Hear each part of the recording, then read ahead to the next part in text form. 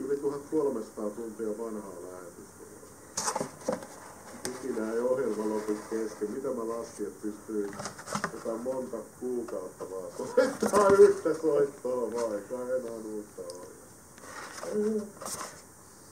No niin, ja mitäs kustantaa? Tämä vanha systeemi on huippu, missä on tämmönen tämä purkin auki kiinni. Jos haluaa repussa esim, niin senhän voi tästä puristaa vaikka teippaamalla kiinni, niin se pysyy maito siellä.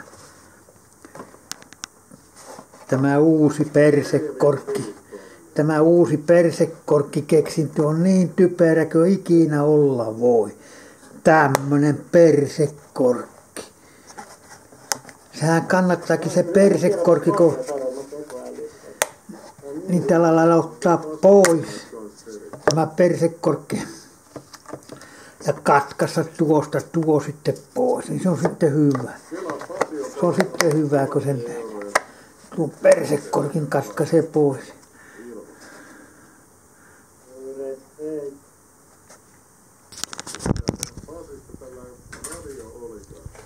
Tällä lailla vaikka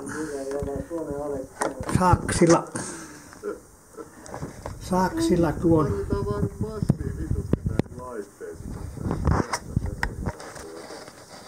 Jos me tehdään jonkinlainen rahan keräys tai joku saada ihan... Noin. Saksilla poistat tämä ja nakkaat ja nyt se on hyvä. Nyt se on hyvä. Noin. Nyt se on pojat hyvä. Mie neuvon teitä tyhmiä, kato joo.